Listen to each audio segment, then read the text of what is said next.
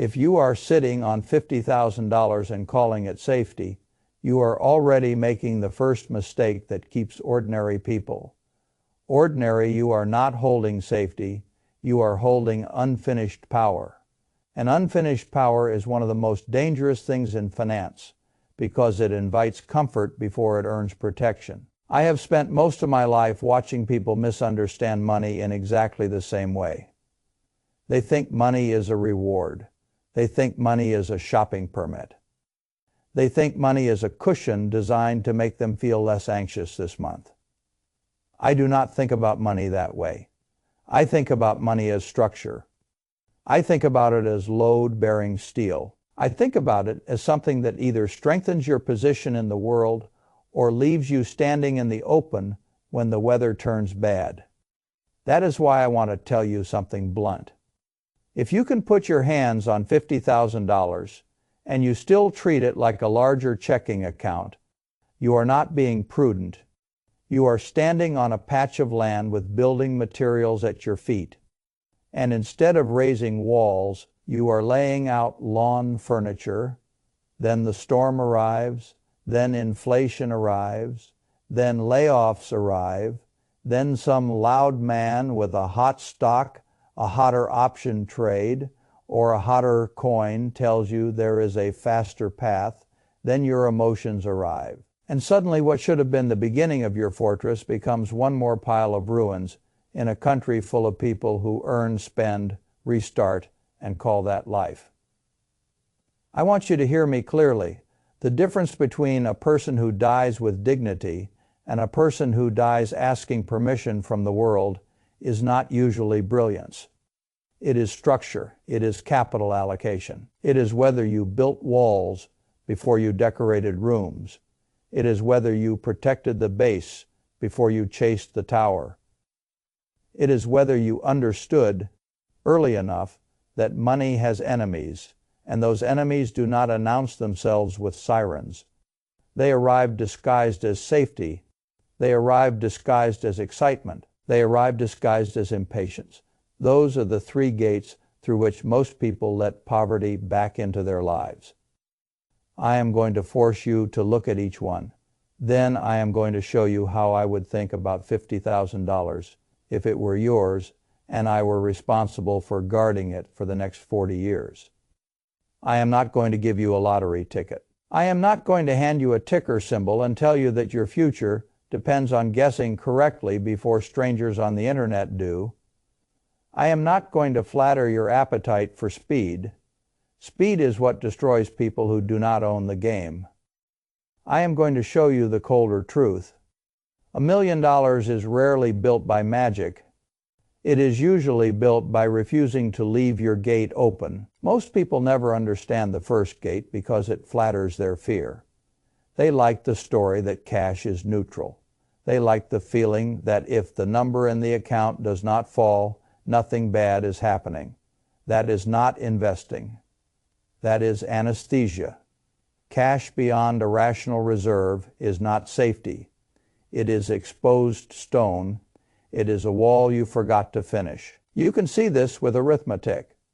And arithmetic is one of the few honest things left in the financial world. Suppose you sit on $50,000 and earn almost nothing on it, while your cost of living rises year after year. Your bank balance looks stable. Your purchasing power does not. The number acts calm while the reality bleeds. That is why I call idle cash the false shelter. It gives you the emotional feeling of a roof while quietly letting weather through the beams. The poor are not only damaged by what they lose visibly, they are damaged by what they fail to notice disappearing. A man will scream if someone steals $10,000 from his account overnight. He will say nothing while inflation steals far more from him over a decade because the theft is polite. He will call himself conservative. He will call himself responsible. He will even criticize people taking rational market risk, and all the while he is paying the silence tax. You need to understand the silence tax because it ruins more futures than spectacular stupidity ever will. Spectacular stupidity is dramatic. It leaves a story. quiet decay leaves nothing but a smaller life and a confused face. Groceries are heavier.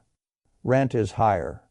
Insurance bites harder. The child costs more. The car repair lands at the worst moment. The person says life got expensive. Often the truth is harsher. Life was always going to get expensive. He simply left his money unwalled. Now do not mishear me. I am not telling you to hold no cash. Only an idiot builds a fortress with no well inside it. You keep liquidity for emergencies. You keep enough to survive job loss, illness, bad timing, and the ordinary cruelty of life. 6 months of necessary expenses is sensible for many people. Some need more. A household with unstable income, medical complexity, or heavy obligations may need a deeper moat. I have no interest in pretending every life is the same. But cash beyond a rational moat stops serving safety and starts serving fear. Fear is expensive. Fear tells you to hug the pile. Fear tells you that movement is danger. Fear tells you the fortress should remain a field because building invites uncertainty. But the field is where you get invaded. The second gate is more vulgar and easier to spot. Yet people walk through it with even more enthusiasm. That is the gate of excitement, the casino gate, the genius fantasy. This is where ordinary people turn investing into theater, because theater feels productive. They want the stock that triples. They want the coin that changes their life by Christmas. They want the leveraged trade that lets them skip the middle years. They want to feel clever early, chosen. That appetite has destroyed an ocean of capital. The financial world is full of people who would rather feel brilliant for 6 weeks than rich for 40 years. That is not ambition. That is vanity wearing a money costume. I have never found lasting wealth to be especially interested in entertaining your ego. Lasting wealth rewards discipline, asymmetry, patience, and a brutal respect for downside. It is not primarily a game of proving how right you are. It is a game of surviving long enough for sound decisions to become enormous decisions. Ordinary people do the opposite. They worship upside and barely price downside. They ask what they can make and hardly ask what can kill them. They buy stories because stories move faster than cash flows. They buy names because names feel like knowledge. They call it conviction when it is often just concentrated ignorance. I own businesses, I own equities, I believe in ownership deeply. But ownership is not the same thing as gambling on one bright object while pretending that courage and recklessness are twins. They are not twins, they are not even cousins. If you put a meaningful chunk of your first $50,000 into an idea that promises to double quickly, what you are really saying is that boredom frightens you more than ruin. That is a terrible thing to discover about yourself, because boredom is where the fortress gets built. Boredom is where brick goes on, brick. Boredom is where dividends are reinvested. Boredom is where automatic savings are wired. Boredom is where your reserves stay ready. Boredom is where broad exposure quietly compounds, while louder people entertain each other with predictions. The world will try very hard to make disciplined investing look stupid, because disciplined investing does not produce exciting weekly narratives. It produces slower months, quieter quarters, and much richer decades. Most people are psychologically unqualified for that kind of quiet. They need stimulation, they need motion, they need to tell friends they are in something. They would rather own a dramatic possibility than a dull probability. That preference is why so many people with decent incomes still end up fragile. They never convert earnings into structure. They convert earnings into episodes. That brings me to the third gate, and this one is the most subtle because it often arrives wearing the mask of intelligence. Impatience. Impatience is not just wanting results quickly. It is the refusal to respect scale. It is the refusal to respect the sequence by which wealth becomes visible. It is the inability to accept that the first years of compounding are supposed to feel underwhelming. The early years are not broken. Your expectations are. When you start with $50,000, the first stretch will not look like triumph. It will look like repetition. It will look like small annual gains and periodic setbacks. It will look like the market insulting your timetable. It will look like the world moving on while your fortress seems low, exposed, and unimpressive. That is exactly when most people sabotage themselves. They conclude the plan is too slow. They interrupt contributions. They chase a shortcut. They pull capital out for lifestyle upgrades. They start checking prices daily because daily attention gives the illusion of control. Then the market drops and they discover they never wanted ownership. They wanted applause. They sell near fear, buy near excitement, and call the whole experience investing. No, that is emotional trespassing inside your own fortress. You cannot build long-duration wealth if every headline gets a vote. You cannot build long-duration wealth if each red number feels like an attack on your identity. You cannot build long-duration wealth if your capital lives in a relationship with your mood. Mood is unstable, math is not. And math, when given enough time and enough reinvestment, becomes so unfair that most people refuse to believe it until the late years, when the curve finally turns visible and they realize the patient were not passive at all. The patient were building. Now I want to shift from diagnosis to design. If I were looking at your $50,000 the way I look at any serious pool of capital, I would not ask one question. I would ask four. What protects me if the world gets rough? What grows with the productive engine of the economy? What stays available when panic creates bargains? What portion, if any, can I afford to expose to speculative temptation without threatening the whole structure? That is fortress thinking. A fortress does not depend on one wall. It depends on layers. It depends on the fact that one failure does not become total failure. It depends on the discipline that each part of the structure has a job and is not allowed to impersonate another part. This is where ordinary investors get sloppy. They want every dollar to do every job. They want emergency money to earn aggressive returns. They want speculative money to also be safe. They want broad market exposure to also feel exciting. They want risk without volatility. They want upside without boredom. They want freedom without delay. That is not capital allocation. That is childishness with a brokerage account. So let me give you the structure the right way. The first wall is your foundation wall. This is the wall that pays you for standing still.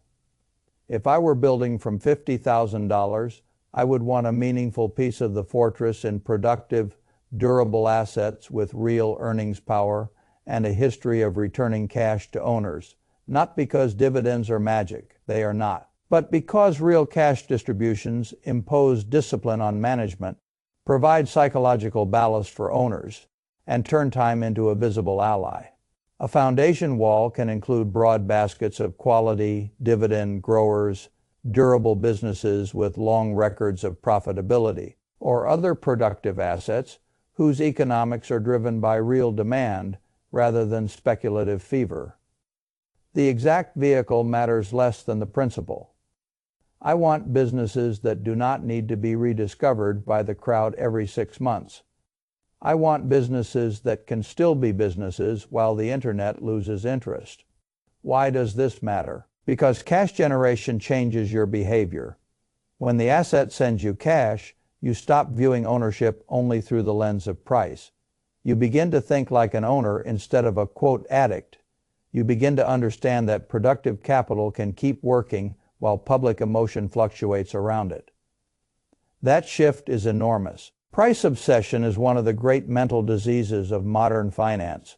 Cash flow is the antidote, and if you reinvest what that foundation wall throws off, you are not merely collecting income. You are thickening the wall. You are turning one brick into two, two into four, and four into a section of structure that later becomes the difference between worry and calm. The second wall is the expansion wall. This is where you accept a simple truth that many smart people waste years resisting.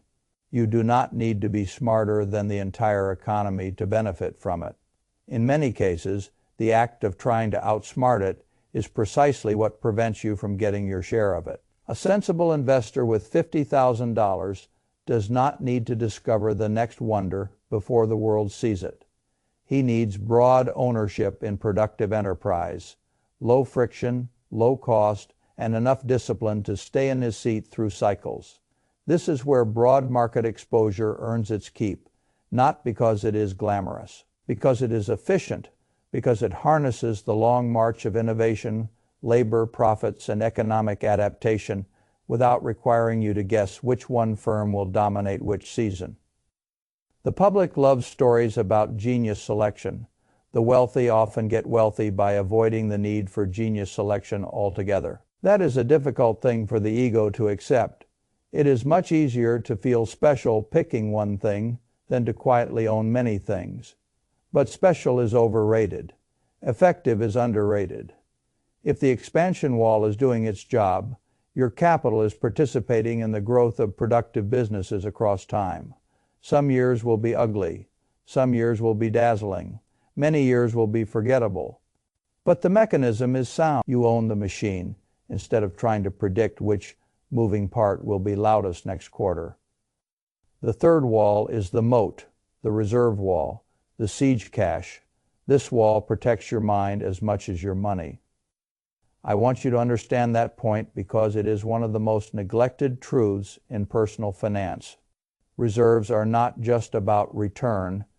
They are about behavior under pressure. They are about keeping your judgment intact when the world gets ugly. They are about preventing forced selling. They are about making sure an emergency does not turn you into a beggar inside your own portfolio. They are also about preparing you to act when fear creates mispricing. The people who can buy during panic are rarely the people with the most courage. They are often the people who built the best moat before the panic arrived. Courage without liquidity is just a speech. Liquidity with discipline becomes opportunity. If you had capital available in major dislocations, you know what happened. Good assets went on sale because human beings have an ancient habit of dumping tomorrow at a discount whenever today feels frightening enough. That habit will not disappear. You should plan to benefit from it. The reserve wall is how, not excessive cash forever, that returns us to the false shelter, but enough stable, accessible capital that a market decline looks like a chance rather than a personal catastrophe. The fourth wall is the smallest wall. And because it is the smallest, it causes the most trouble. The itch wall, the speculation pocket. I do not assume you are a monk. Most people want some contact with asymmetry, some small room in the fortress where they are allowed to take shots, make bets, scratch the curiosity, satisfy the urge to test an idea. Fine. But the smallest room in the fortress must remain the smallest room in the fortress. If you want to speculate, do it where losing hurts your pride, not your future. That distinction alone would save enormous amounts of suffering. A small speculative sleeve can keep foolishness contained.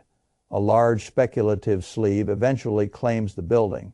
People say they are taking a flyer, then the flyer becomes the conversation, then the conversation becomes the portfolio. Then the portfolio becomes a wound. The fortress rule is simple. The speculation room may entertain you. It may never govern you. Your foundation protects your speculation. Your speculation does not protect your foundation. Once you understand these walls, the rest is not mystery. It is repetition, reinforcement, and staying psychologically superior to your impulses. Let me show you what this means in terms ordinary people can feel. Suppose your starting capital is $50,000. Suppose you build a sensible structure that earns a reasonable long-term blended return, not a fantasy, not an influencer promise, just disciplined ownership with reinvestment and low friction. The first years will not impress your neighbors. You will not look transformed. You will not become a dinner party legend. If that disappoints you, good. You are detoxing from a childish relationship with money. The years that matter most rarely announce themselves while they are happening. A man who compounds at sensible rates for decades usually looks ordinary during the years when he is actually becoming difficult to kill financially. That is another thing most people never understand. They think wealth looks loud during construction. Often it looks quiet. The account grows. The dividends buy more shares. The automatic contributions keep landing. The reserve sits disciplined and available. The speculative sleeve stays small enough that failure there cannot poison the whole structure. At first the numbers feel modest, then less modest, then surprisingly large, then morally offensive to anyone who spent the same decades leaking cash, chasing stories, interrupting compounding, and calling patience a personality defect. That is how the math works. It does not flatter the impatient. It humiliates them eventually. And the most important accelerant is not heroic return. It is adding to the fortress consistently.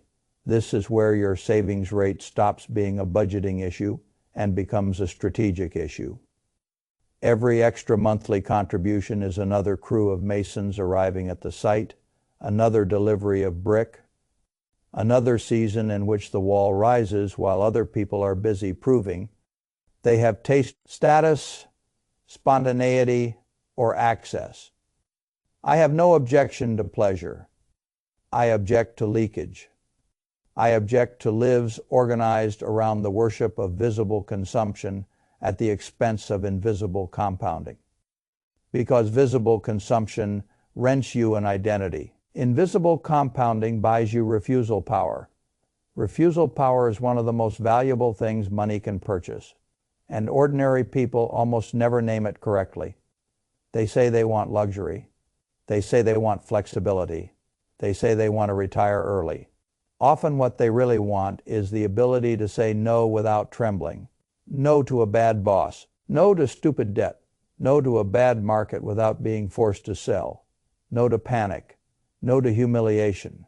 No to desperation disguised as opportunity. That is what a fortress buys. Not just more money. More negotiating power with reality. That is why the emotional side of this matters so much. Fragility changes your personality. A thin bank account, no reserves, concentrated risk, and constant price checking create a particular type of human being. He is jumpy, he is suggestible, he is easy to manipulate. He mistakes movement for progress because he cannot tolerate stillness. He buys narratives because narratives temporarily anesthetize his insecurity. He confuses urgency with clarity. He confuses boldness with intelligence. He confuses luck with skill. Then when the bill arrives, he says the market betrayed him. No, his structure betrayed him. More accurately, the lack of structure betrayed him. This is why I put so much weight on capital allocation and so little weight on financial entertainment. The market is a machine for transferring assets from people who need stimulation to people who can operate without it. That sentence is harsh because reality is harsh. The world does not refund impatience. Now, let me force you into the arithmetic of identity. If you begin with $50,000 and never add another dollar, disciplined compounding can still do meaningful work for you across decades. If you add to it every month, the curve changes dramatically. Not in week 2, not in month 7, over years, over long spans in which your habits become more important than your hunches. They are waiting to feel rich before they behave rich. They should reverse that. The rich behavior at the beginning is usually simple and unglamorous. Build the walls, reinvest the cash flows, keep reserves, automate contributions, limit speculation, ignore daily noise, review periodically, not compulsively. Let tax efficiency, low cost, broad ownership, and time do the heavy lifting. Refuse to sabotage the process when it looks too boring to be true.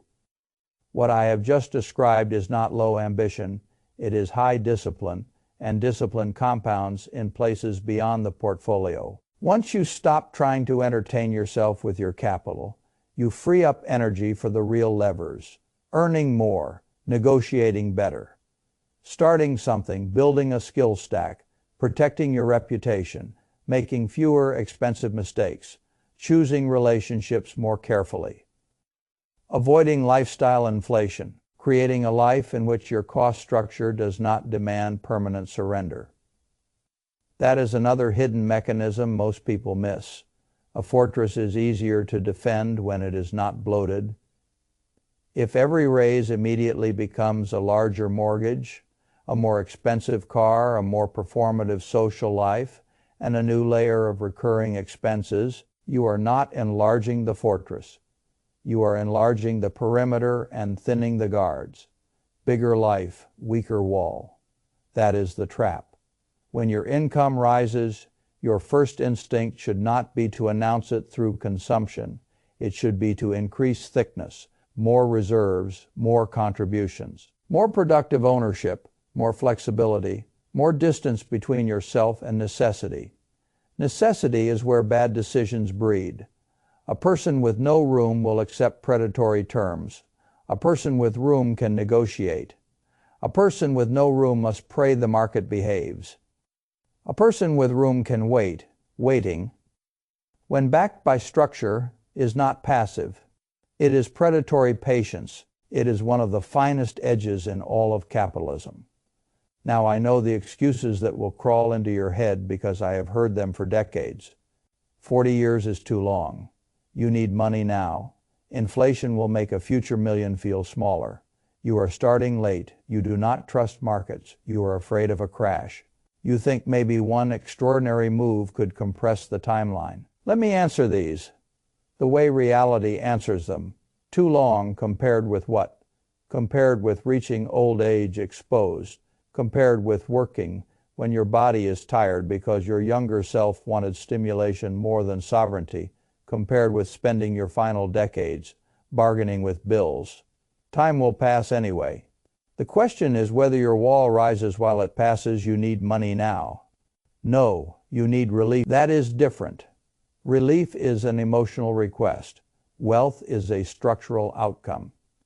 If you use all capital to buy relief, do not act surprised when you remain structurally weak. A little relief may be necessary. Constant relief is fatal. Inflation will make future dollars worth less. Yes, that is precisely why hiding in idle cash is a losing strategy and why ownership of productive assets matters. The answer to inflation is not paralysis.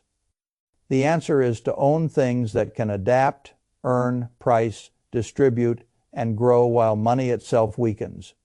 You are starting late. Better late with walls than early with delusion. The market is full of people who started young and still built nothing because they confused access with discipline. A late starter who respects structure can still radically change the back half of his life. You do not trust markets, fine. You do not need to trust moods. You need to trust that across long spans, productive enterprise has outperformed idle money. If you distrust your own ability to pick, broaden your exposure and reduce your costs. Design around your weakness instead of pretending it is wisdom. You fear crashes. Good. Crashes should be feared by people with no moat, no reserves, high leverage, and fragile psychology. They should be prepared for by everyone else. Fear is useful when it leads to structure. It is destructive when it leads only to hiding. You think one extraordinary move could compress the timeline. Sometimes it can. More often it simply damages the base and extends the timeline. The fantasy of skipping the middle is one of the most expensive fantasies in modern life. Here is what I would tell a young relative with $50,000, and I would say it without romance. Stop talking about what this money can buy. Start talking about what it can defend. Stop asking what can double fastest. Start asking what can survive longest. Stop trying to look smart. Start trying to become hard to injure. Stop treating your account like a scoreboard. Start treating it like a fortress under construction.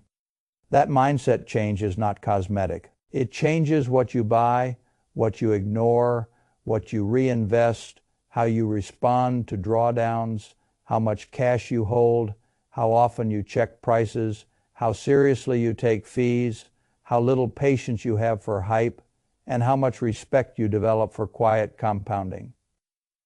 It also changes the way you see other people. You begin to notice that many so-called sophisticated investors are merely emotional people with better vocabulary. You begin to notice that entire industries are built around keeping you agitated, because agitation is profitable to someone.